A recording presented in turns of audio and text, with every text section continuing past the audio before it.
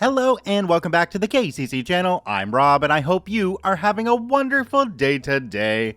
Today we're jumping into some ProRevenge. Please check out the KCC Discord linked in the description down below. There you can talk to me and a whole bunch of KCC fans who hang out there on a regular basis. I look forward to seeing you there. Our first story today comes to us from Backbiter0723. I'm lazy? Guess you don't need my labor then. Let's jump right in. This is a long one with a lot of context. You have been warned.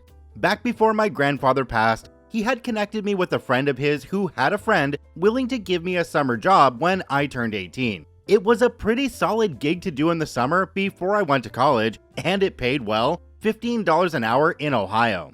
While it's not record-breaking, it certainly beat working fast food. I only worked about a month between my birthday and when I started college, but I proved to be a good worker who got the job done faster and better than anyone else. A couple things about this business. This friend of my grandfather started it himself in the 80s. It has something like 40 employees and is a machine shop that mostly deals in government contract. They do everything from pew-pew stocks and computer casings for the military to chemical wash tubs and lamps. Your average guy here was a 40-something dude, and there were only 2 women in the whole place, the secretary and a lady in quality control. When we got sent home for the pandemic in March 2020, I pretty quickly came to be strapped for cash and went back. Since they fulfilled government contracts, their business was deemed necessary and they stayed open. I worked from early April until August that year and made a pretty decent chunk of change as he raised me from $15 to $17 an hour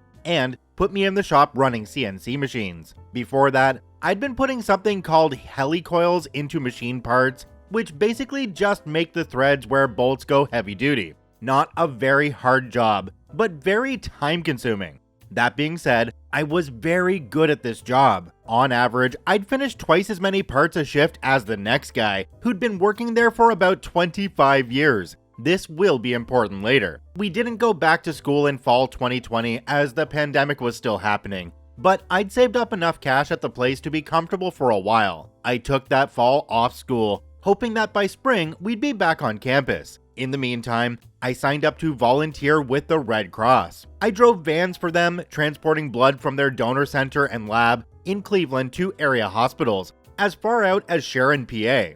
I absolutely loved it, as helping people and doing fulfilling work is very important to me. Soon enough, I was the team leader out of the location in my city and was running 3 shifts a week, which would each span anywhere from 5 to 8 hours. In spring 2021, I also moved into a new role as the chief of staff for an esports organization on my campus. I'll post another story about that later, which ate up a lot of my time.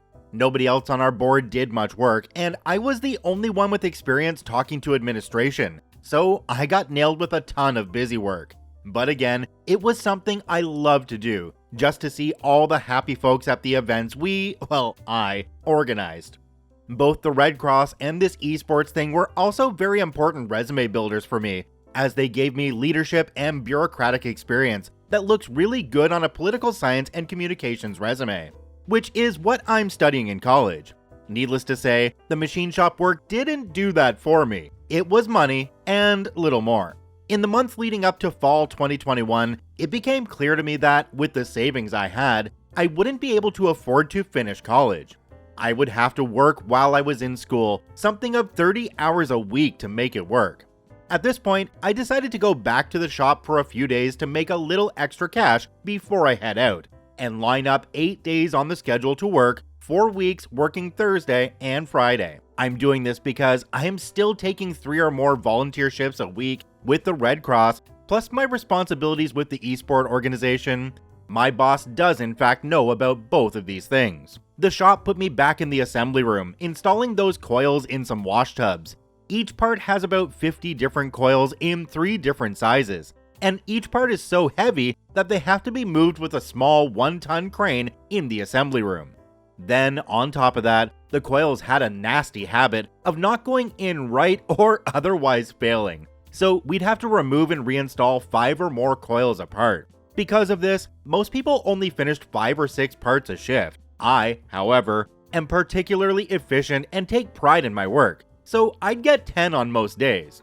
The shipment had 80 tubs left when they pulled me in for those 8 days, and I was going to work on those tubs the whole time. My boss reckoned that with just me on the tubs, I'd be able to finish the shipment before I left, whereas he'd have to put 2 of his other workers on the job to do the same without me. I promise you, he knew this going in. On the 5th day of work, I'm starting to get pretty burnt out, and the stress of affording college was starting to get to me. I had 1 job lined up and a number of applications outstanding. I wasn't necessarily worried, just a bit wound up, tense, and exhausted. I voiced my frustrations to my boss and my worries about affording college. That's when this guy, a 70-something multi-millionaire who just pushes papers all day, decided to piss me off. Instead of consoling me in any way, offering reassurance, or dare I say, a bonus for my clearly excess productivity, which he brought me in for, he decides to go with, "There's 168 hours in a week, work as much as you like." I push back and say that I literally cannot do that. I'm working 11 a.m. to 7 p.m. Monday through Wednesday with Red Cross, and fill most of my weekends and evenings with networking and emails for esports. I could not take more hours in this job without giving up one of 2 activities which are more professionally relevant to me, or taking a hit to my sleep. Even if I did all those things and worked 60-hour weeks, I only had 1 week left before I went back to campus. Needless to say, even with 20 hours of overtime pay, I still would not have been able to magically afford college. I'd still have to work 2 jobs as a full-time student either way. But wait, there's more. After I tell him I literally cannot take more hours without it being a detriment to my career or mental health, he goes on to tell me that I am lazy, irresponsible, and have never worked for a thing in my life. I'll remind you, I am, far and away, his most productive worker when I am in the shop, whether I'm running machines or installing coils. I will also note that my family makes a whopping $25,000 a year as a family of 4. It's enough to live on in Northeast Ohio, but that's about it. Everything I own and use, including my phone, car, insurance, computer, I pay for with my own money that I earned working in this guy's shop. At this point, I ask myself why I'm bothering with this guy. Then I remember, he's relying on me to finish this batch of parts. Everyone else is tied up on different orders. If I leave, this shipment goes unfinished and he'll be forced to delay. I only have 3 days left scheduled to work, and that money isn't going to do anything for me if I'm going to be working 30 hours a week anyways. So why am I here? The next morning, I text him at 6 a.m. in the morning and tell him I'm not going to come in for the remainder of my shifts. This man, who I'll remind you is a 70-something multi-millionaire, loses his mind.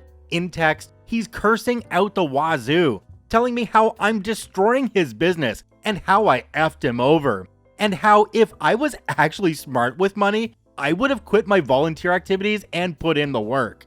I keep it respectful and inform him that his disrespect lost him a valuable employee, and now he's gotta pay the price. I later found out from a coworker that the shipment ended up being about a month late. Because of how this shop's contracts work, he'd have to refund 1% of the contract price for each day the shipment is late.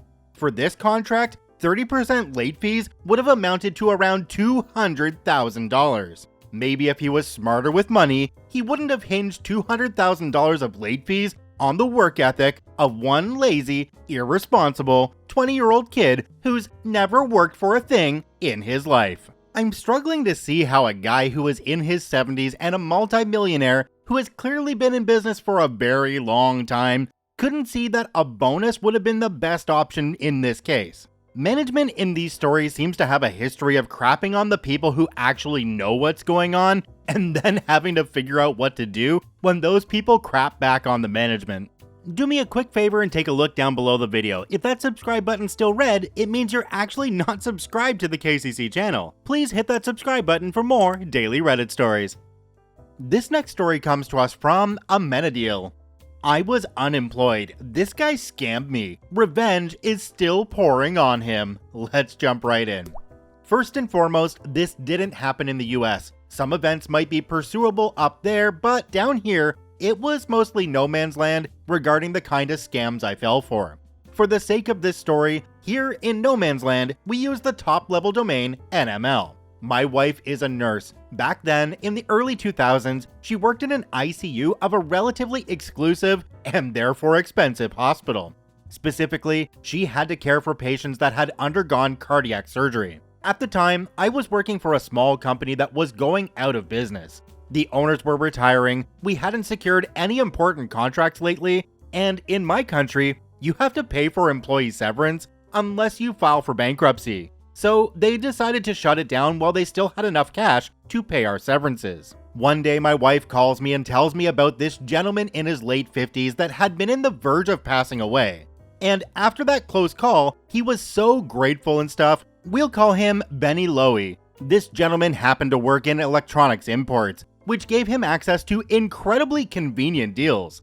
Long story short, he was so grateful he could sell us an LCD TV, a store demo unit that had been used just once, and we'd need to pay like 1/4 of its retail price as long as we kept it quiet, because he was risking his relation with the brand. It caught me off guard. I said yes, and she paid.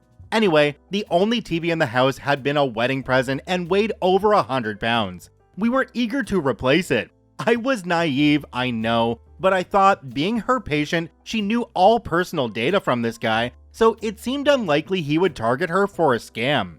His father was a known businessman, now retired and approaching his 80s. Mr. Lowy Sr. was well respected in his community and wouldn't have let his son wreak havoc. Also, my wife had acquaintances in common with Benny's brother, a known doctor of another hospital. Christmas was approaching. She asked Benny, who had been already discharged and back home, for advice regarding the present she wanted to give me, a phone. He hooked her up with the best she could think of. Now, I can't remember the exact model, but it was the Sony Ericsson flagship, and it wasn't yet offered by local carriers. He had access to it because of his status as a local representative for said brand. She went with it, paid. The job position. I've said my employer was shutting down, so just for the sake of it, she asked Benny if he knew of someone needing an IT guy. Of course, he said. I'll meet your husband at this place tomorrow, etc. And there I was, in a gas station uptown. He pulled over in a luxury car. Mr. Lowy was a normal-looking guy, used a cane and had a noticeable knee or hip pain. We sat down in the gas station coffee shop, and he told me about a mid-management position, reporting to him, in a mining company I had barely heard about. He coached me on what should I say in the upcoming job interview. We spoke about salary. I was dazzled. Wait, mining? Didn't you say he was into imports? He was that kind of guy you can't pause to question, because he'd already thrown something extra to the mix, and this position had a better paycheck than the one I was being laid off. In the next days, we had a few phone calls. Stuff looked promising. I had been already laid off. We agreed he'd pick me up on December 24th, and he'd introduce me to senior managers as the recommended help desk junior manager. I woke up extra early, put on my best suit, waited in the front yard. Hours went by. I had planned to be back before noon to arrange stuff for that night's dinner because my parents were coming over. After calling him repeatedly, he told me he'd been assaulted and robbed. They took my cane and broke it on my knee, he wailed. Poor guy. I told him to forget about my interview for the time being. No, I promised you I'll make it up to you. Of course, since he had been injured, he wasn't able to deliver the items my wife bought from him.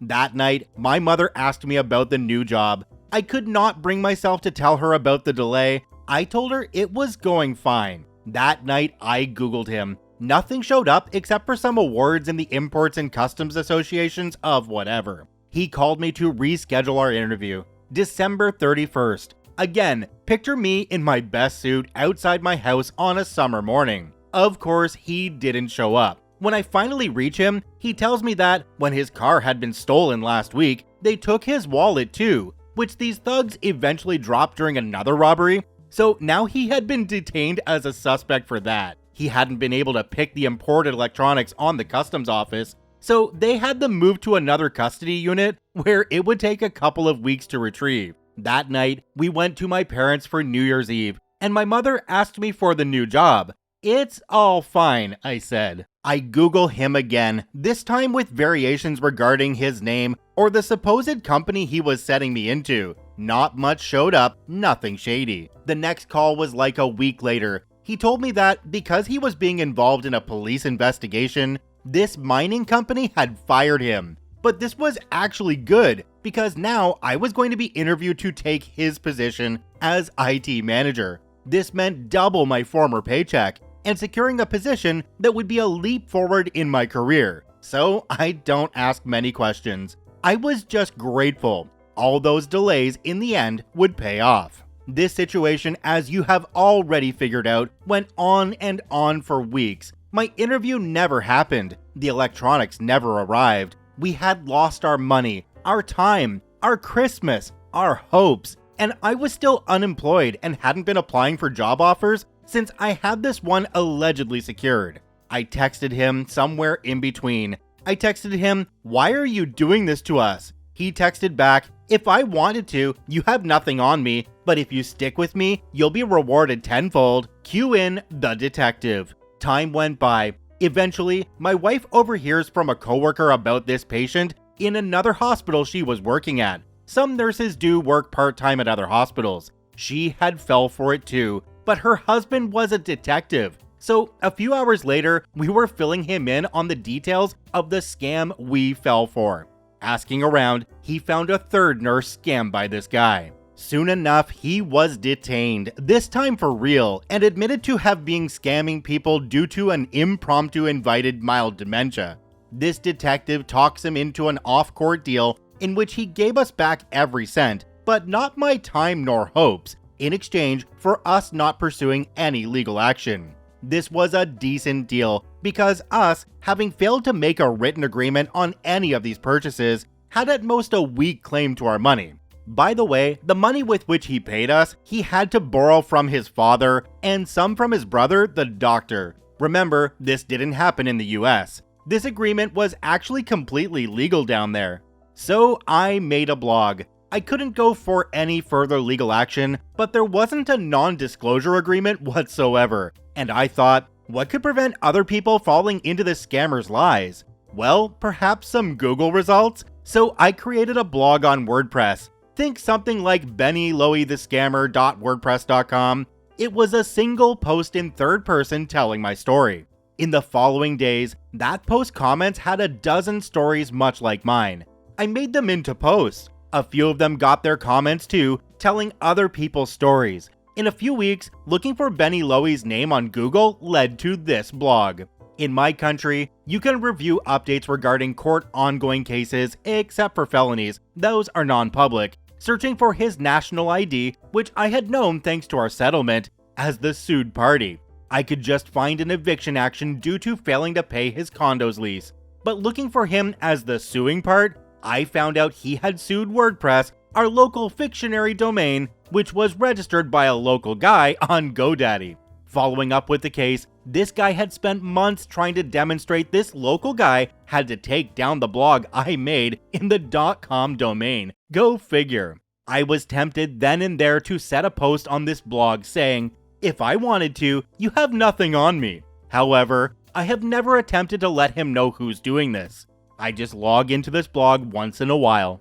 Today was the first one in years, and keep finding in the comments more scammed people. All of them in a vulnerable moment in their life. Unemployed guys, small startups looking for an angel investor, small branch salespeople pursuing a promising commission.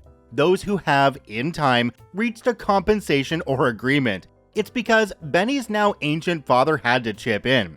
From what they say, his brother has gone no contact. Most commenters leave their email addresses, and I have known a few that have teamed with each other and succeeded in legal actions. Perhaps this is not a revenge, but it's my story. Unfortunately, in this case, people getting scammed by this guy aren't really going to start Googling him until they're well into the scam. Hopefully, when they find out this information, though, they will stop from getting swindled any further, and they can take corrective action. Check out both OPs linked in the description down below. I thank you for watching. I hope you have a wonderful day, and we'll see you tomorrow.